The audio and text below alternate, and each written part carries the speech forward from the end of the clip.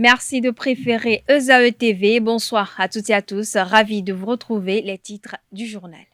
La société béninoise d'infrastructures numériques SBIN SA a procédé au lancement officiel de ses activités mobiles et mobile monnaie avec la nouvelle plateforme de marque commerciale et institutionnelle dénommée Celtis. À suivre dans cette édition l'avis de quelques citoyens béninois sur les différentes offres de cette nouvelle plateforme. L'Organisation mondiale de la santé animale, OMSA, a fait don de 103 500 doses de vaccins contre la rage au Bénin. Le don a été réceptionné ce dimanche 23 octobre 2022 par le ministre de l'Agriculture, de l'Élevage et de la Pêche, Gaston Dossoui, à l'aéroport international Cardinal Bernardin Ganti de Cotonou. Plus de détails dans ce 19h. En sport, la date du démarrage de la Ligue professionnelle de football 2022-2023 est désormais connue et soulage les états-majors des clubs. À suivre dans un instant quelques entraîneurs qui commentent la décision de la Fédération béninoise de football.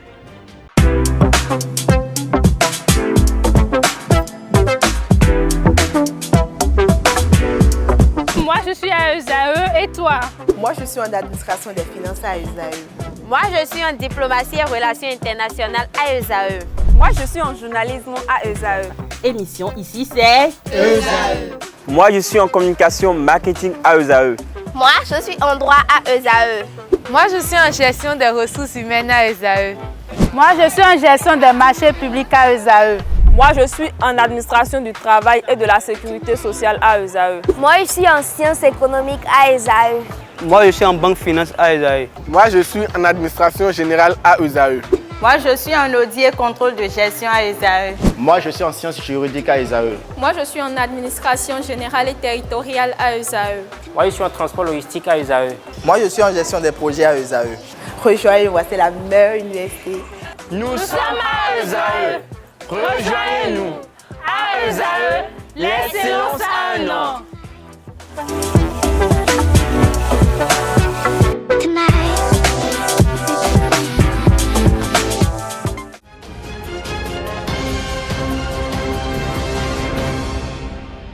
À nouveau, bonsoir. L'Organisation mondiale de la santé animale, OMSA, a offert au Bénin 103 500 doses de vaccins contre la rage. Gaston Dossoui, le ministre de l'Agriculture, de l'Élevage et de la Pêche, a réceptionné cette importante dotation ce dimanche 23 octobre 2022 à l'aéroport international Cardinal Bernardin Ganti de Cotonou. Ce don de vaccins permettra au Bénin d'assurer la campagne de vaccination antirabique à venir. À l'horizon 2030, le Bénin souhaite atteindre l'objectif 0 cas de rage sur toute l'étendue du territoire national. À cet effet, le ministre invite la population à sortir massivement pour faire vacciner leurs animaux de compagnie pour leur propre santé et celle des autres.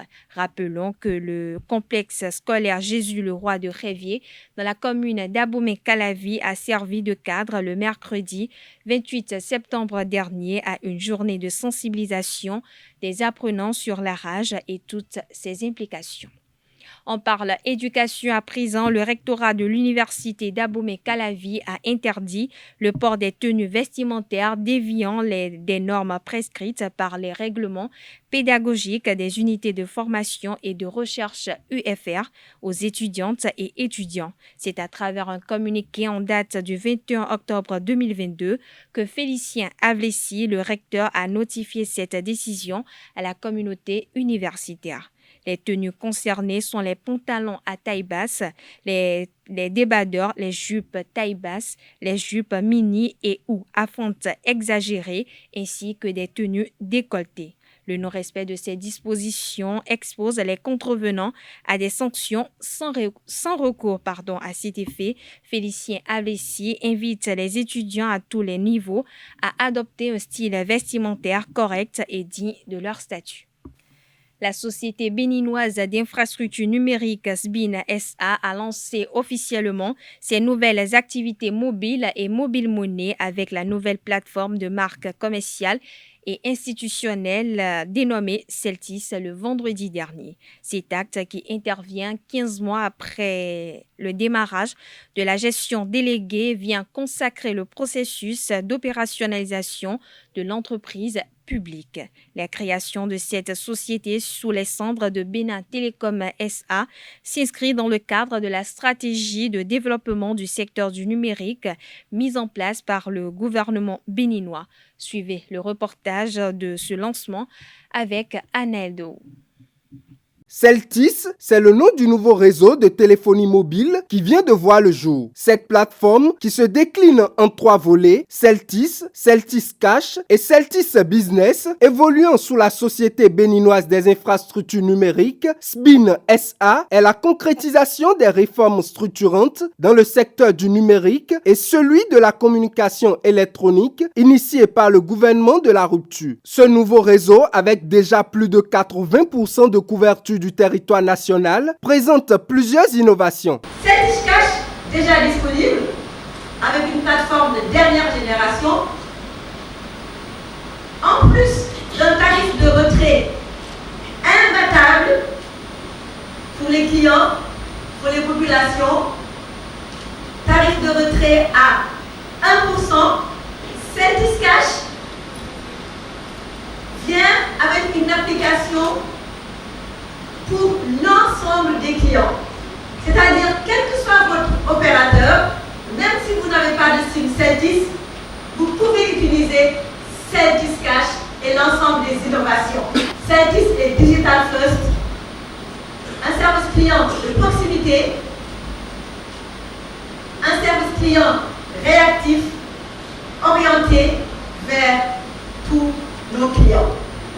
Les communications sont gratuites entre clients Celtis fixes. Issu du partenariat entre le gouvernement béninois et le groupe Sonatel, ce projet valorisant le numérique matérialise un des résultats de 2 réformes. La première est celle relative à la mise en mouvement de la dynamique des investissements dans le secteur du numérique. Et la seconde réforme est celle relative à l'émergence d'acteurs efficaces sur le marché haut et très haut débit.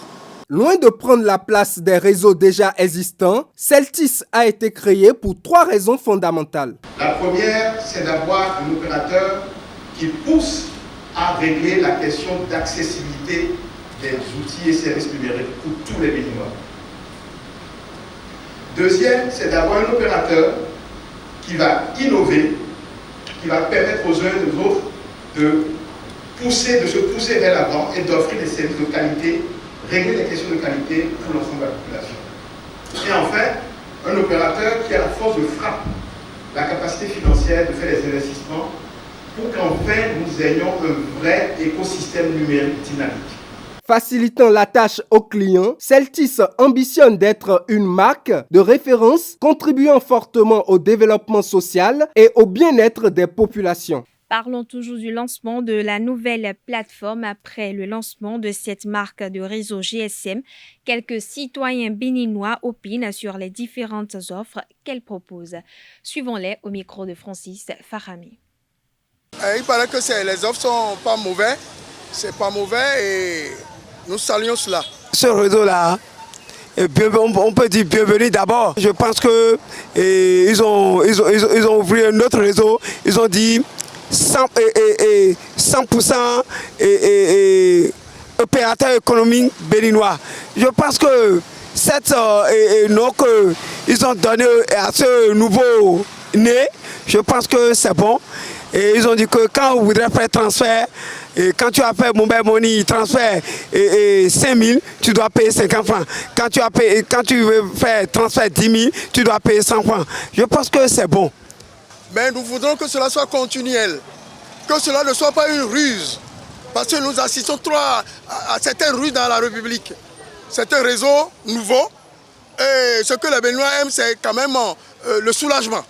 Hein? Il faut que nous soyons soulagés par rapport aux dépenses, etc., puisque la téléphonie mobile est très utilisée au Bénin. C'est machin. Il y a un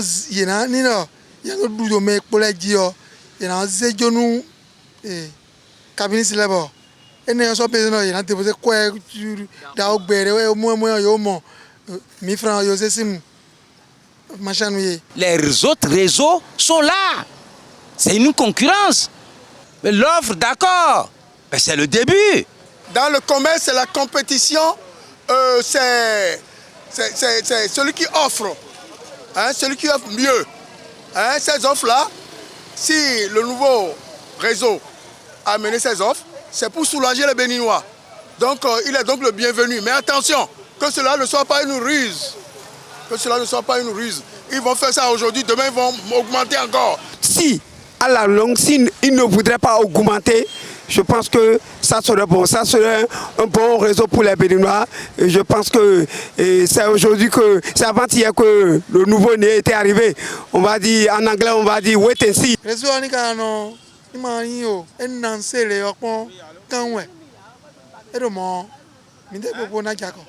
Nous voulons que le soulagement de la population, que nous téléphonions, n'est-ce pas, à bas prix et nous fassions des retraits ou des dépôts à bas prix. C'est ça qui est important. L'ONG Alcré, la GIZ, la coopération suisse, les cadres du ministère des Finances et les partenaires engagés pour la bonne gouvernance se sont réunis le vendredi 21 octobre dernier au Bénin Royal Hotel de Cotonou pour la validation du nouveau manuel de procédure de reddition des comptes communaux.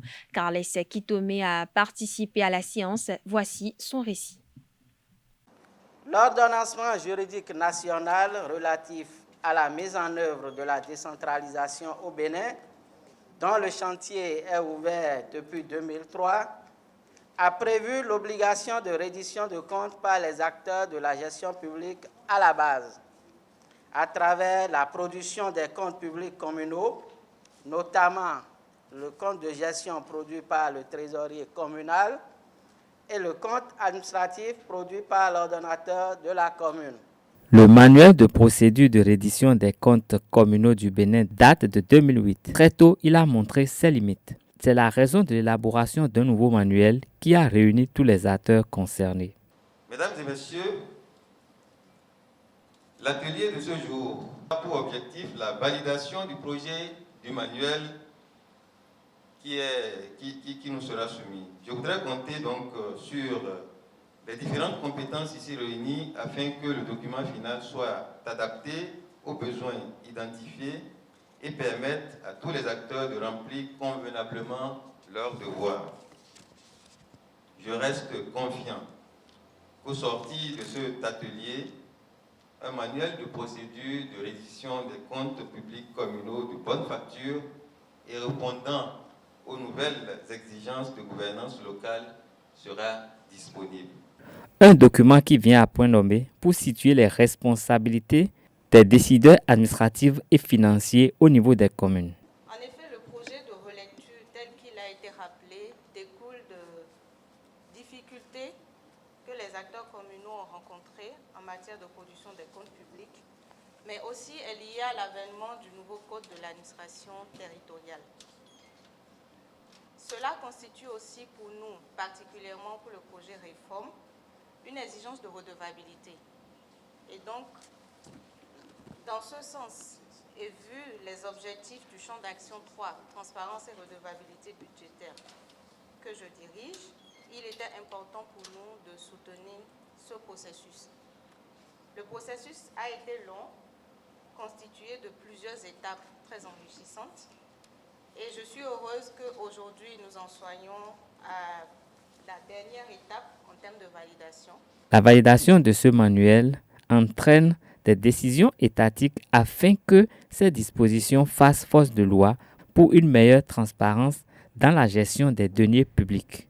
Les fils et filles Domingo ont procédé le samedi 22 octobre dernier au renouvellement du bureau exécutif de leur association lors de l'Assemblée générale élective statutaire à Cocotomé. Au terme des travaux, Gilberte Vittoria Domingo est reconduite à la présidence avec un léger réaménagement de l'équipe sortant.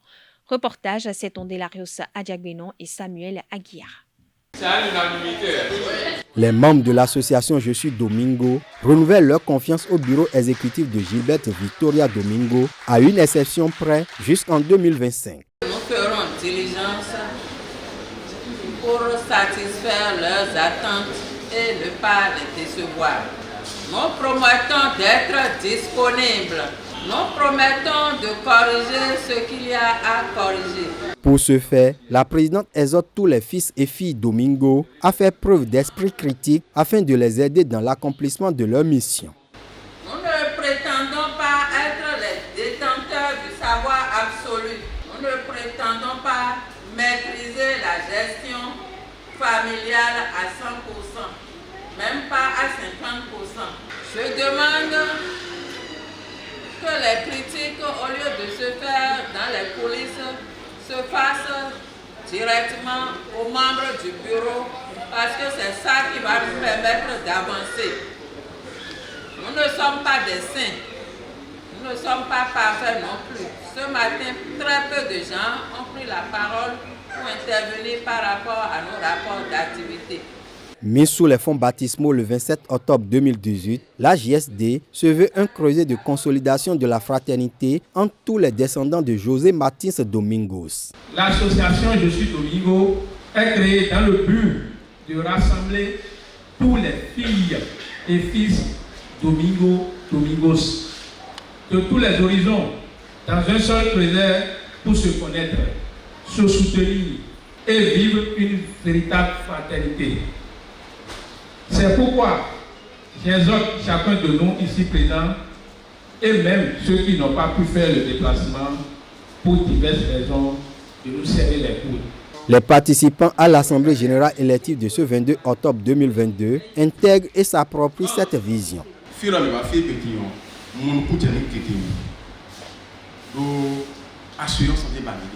J'ai compris beaucoup de choses en participant à cette AGE. Nous ne recherchons qu'une assurance. La transparence dans votre gestion nous a édifiés.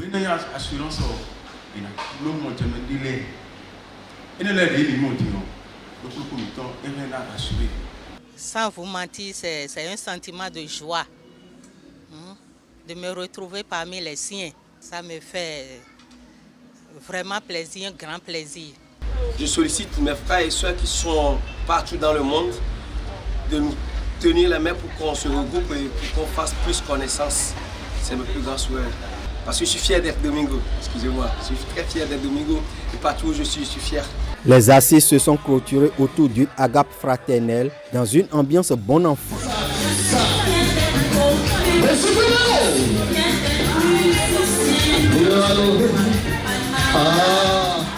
Certaines pièces de monnaie ou de billets de banque émis par la Banque centrale des États de l'Afrique de l'Ouest BCAO sont rejetées sur le marché béninois. Dans un communiqué en date du 6 octobre dernier, Romuald Wadayi, le ministre d'État béninois chargé de l'économie et des finances, à travers son directeur de cabinet Herman Oru Taku, a déclaré que le refus de recevoir la monnaie ayant cours légal dans un État membre de l'UEMOA est puni par les tests en vigueur. À ce propos, Marie-Louise Bidias, spécialiste des questions économiques, explique la cause des refus et propose quelques solutions. Suivons-la au micro de Quentin Amoussou et Francis Farami. Je salue déjà cette décision que je trouve normale pour moi parce que on subit ça tout le temps. Vous avez des pièces, on vous refuse, on refuse de prendre vos pièces parce qu'on dit bon, la pièce est lisse, le billet est déchiré. Bon, certaines personnes, je n'ai pas vérifié parce que je suis journaliste d'investigation. Je n'ose pas dire ce que je n'ai pas vérifié, mais souvent les gens disent que bon, c'est parce que ces pièces-là sont utilisées pour faire certains rites et autres. Bon, il y a déjà un problème sociologique à ce niveau parce que vous allez dans certains pays, quand vous donnez n'importe quelle pièce, les gens prennent, même les billets déchirés, les gens prennent sans problème. Donc, je crois que le problème à ce niveau, c'est déjà faire un changement de mentalité parce que les gens estiment que c'est de manière systématique, quoi. Même chez les enfants et tout, vous lui donnez, il dit la pièce n'est pas bonne. En vertu de quoi la pièce n'est pas bonne. Donc, il y a ça aussi. Il faudrait mettre en place des sortes de, je sais pas, un endroit où on peut aller se plaindre. Parce que si le gouvernement ne prend pas des mesures fortes, ça va, malgré le fait que c'est interdit, les gens vont continuer ça. Si on a la possibilité, j'ai donné un billet de 10 000 déchiré, il n'a pas voulu, vous partez vous plaindre. Et après, on sanctionne la personne, quoi. Ça dit, c'est partout que ça se passe, ce problème de billets déchirés, de pièces déchirées. Parce que aussi, tout le monde aussi n'a pas le temps d'aller peut-être à la BCAO. Parce qu'on dit, vous allez à la BCAO, vous avez la possibilité de changer ces billets déchirés et ces pièces lisses. Mais tout le monde n'a pas le temps. On parle sport à présent. L'annonce de la date du démarrage de la Ligue professionnelle de football 2022-2023 soulage les acteurs. Victor Zvonka, entraîneur de Coton FC, et Vincent Roturo, son homologue de Dadje FC, ont commenté la décision de la Fédération béninoise de football à l'issue d'un match amical entre le club samedi dernier à Aplaroui. J'ai eu du mal à le gérer parce que quand on nous annonce d'abord qu'on va jouer le 25 septembre et puis qu'après on annonce une assemblée générale le 29 octobre, tu te dis quand est-ce qu'on va débuter? Est-ce qu'on va débuter avant cette assemblée? Bon, je ne pensais pas. Hein. Donc il a fallu faire des matchs. Et vous savez, quand vous êtes déjà dans la préparation depuis pratiquement fin juillet, les joueurs, c'est leur demander. On a déjà presque fait une demi-saison, nous. Hein. Donc les joueurs au quotidien, c'est pas évident. Ils viennent à l'entraînement. Moi, c'est avec mes adjoints d'essayer de motiver tout le monde. Puis quand on arrive le jour des matchs, ben, on rencontre des équipes quand même qui veulent faire un bon match contre Coton Football Club. Même si c'est un match amical, ils veulent nous battre. Donc c'est toujours des prestations très difficiles. Mais je pense qu'à part un match, on a su répondre à ces équipes-là. Et je pense aussi que quand on aura récupéré tout le monde, eh ben, l'équipe sera encore plus performante. Et je pense que là aussi, l'équipe montrera encore un autre visage. Déjà d'avoir une date, c'est bien. Ça nous permet d'être fixés dans 3 semaines. On sait qu'on va démarrer le championnat. Je dirais comme toutes les équipes, continuer à faire quelques matchs amicaux, continuer entre guillemets à retrouver donc le niveau de rythme physique. Je trouve que les joueurs répondent tout le temps présents. Et donc, je dirais, on est logé à la même enseigne. À nous, entre guillemets, de s'accrocher, de se préparer, de jouer sur ces derniers détails, sur les coups de pied arrêtés, sur les phases de transition, pour pouvoir essayer d'être bon le 12 novembre. Autre information sportive, les écureuils des moins de 23 ans du Bénin se sont inclinés 0-2 face à leurs homologues du Soudan lors du match aller du deuxième tour des éliminatoires de la CAN U23 à Khartoum. C'était ce dimanche 23 octobre 2022. Bruno Goudjo et ses poulains doivent remonter les 2 buts avant d'accéder au tour suivant. La Fédération béninoise du rugby, FEB Rugby, a fait le point de ses activités antérieures face aux hommes des médias le vendredi dernier à son siège à René-Pleven de Cotonou. Je vous invite à suivre Faustin Daito et Honoré Pablo Pancon, respectivement président et directeur technique national de la Fédération béninoise de rugby, qui font le bilan des activités. Suivons-les au micro de Colombe Oussou. Nous avons en compte le séminaire de formation technique de rugby Afrique qu'on avait organisé à l'entame de l'activité et qui s'est tenu dans l'une des salles de l'université. Ça avait duré 3 jours. C'était un représentant de rugby Afrique qui était venu, M. Zawi. Après ce séminaire de formation, nous avons lancé le championnat de rugby à 15 seniors hommes qui a commencé et qui poursuit son petit bonhomme de chemin. Et nous avons cette année eu à lancer ce championnat de façon spéciale parce que les années antérieures, c'était le rugby à 7 qui dominait nos championnats. Et cette année, il fallait relancer le rugby à 15. Voilà qu'entre-temps, nous avons perdu des bras, disons les avants, on les appelle souvent les avants, les gros bras. Ils ne peuvent pas courir rugby à 7, ils n'ont pas la vitesse pour le faire, donc eux ne peuvent que percuter tout ça. Donc on a fait une fusion des clubs pour éviter des blessures, parce que cette année on a relancé le rugby à 15. Donc il y a une fusion, on a fait cette fusion-là de par le rapprochement de certains clubs. Donc il y a Porto-Novo, on a eu une fusion à Porto-Novo qu'on appelle Port-Avrande. Il y a eu 3 fusions à Cotonou et à Comé. Donc on a fait la phase aller. Et au terme de la phase aller, nous avons suspendu cette phase aller pour organiser le tournoi de rugby à 7 féminin, jumelé avec la Coupe de l'Indépendance. Donc ça a été joué à l'université aussi. Et les femmes ont mouillé le maillot. C'est l'équipe championne au thème de cette phase de ce championnat, c'est les Buffs de Parakou qui sont sortis champions. À part ça, nous avons repris le championnat de rugby à 15 pour la phase retour qui est à son thème. On a actuellement à la pause pour organiser le tournoi de rugby à 7 des hommes, donc qui va se tenir le 29 prochain à Comé. Ça va se tenir sur 2 jours. Voilà. Donc, à part ça, nous allons continuer, nous allons relancer les phases finales du championnat de rugby à 15. Nous aurons les demi-finales qui vont commencer juste la semaine qui va suivre la fin du championnat de rugby à 7. Et après, nous aurons les finales. Après ça, nous aurons le championnat scolaire qui va dérouler probablement vers la fin du mois de novembre, à l'entame du mois de décembre. Nous sommes dans une dynamique d'accélération pour performer davantage le développement de notre chère fédération béninoise.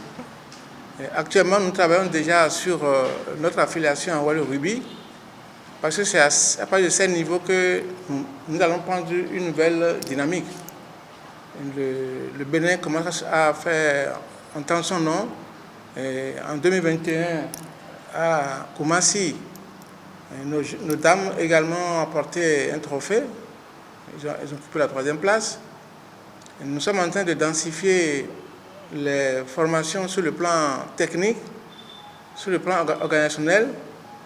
Nous allons séparer, nous allons faire le zonage du pays. On aura avant la fin de l'année 4 zones qu'on appelle les ligues. Nous avons une ligue qui va gérer la zone Ouémé Plateau. Nous avons une ligue maritime qui va gérer l'Atlantique, le littoral. Une ligue du centre qui va gérer le Mono, le Koufou, les collines et le Zou. Et nous aurons une ligue du Septentrion qui va gérer les 4 départements du Nord. Et donc, tout ça va permettre de performer notre échelle organisationnelle et pouvoir étendre le rugby sur tout le territoire national. Au cours de cette conférence de presse, les journalistes ont voulu savoir davantage sur l'ambiance qui règne au sein de la Fédération béninoise de rugby. Interrogé sur la situation, Amavi Dominique, secrétaire général de la FEB Rugby, répond.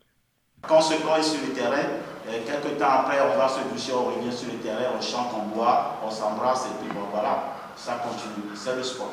Il y a eu des gens qui ne sont pas à un moment donné contents de telle action, mais je pense que ça n'a pas permis une crise véritablement de naître et qu'aujourd'hui, la fédération, vous savez, si on parle de crise, aujourd'hui on ne vous parle pas de 2 fédérations, on ne vous parle pas de problèmes, on ne vous parle pas de mécontents ou bien des cas sur le terrain parce que tel camp est fâché. Raison qu'il n'y a qu'un seul camp, il n'y a qu'une seule famille, le rugby béninois a une seule fédération, et c'est la fédération qui est devant nous ce midi pour parler un peu de notre sport. Et donc, il n'y a pas de problème, nous sommes là. La fédération est unie, il n'y a pas de division, nous avançons tous ensemble. Nous sommes dans le sport. Le fait qu'après un match où il y a de mécontentement, donc on a mis ça en œuvre. Et le président a œuvré principalement pour ceux qui, à un moment donné, n'étaient pas d'accord sur tel point avec le bureau élu.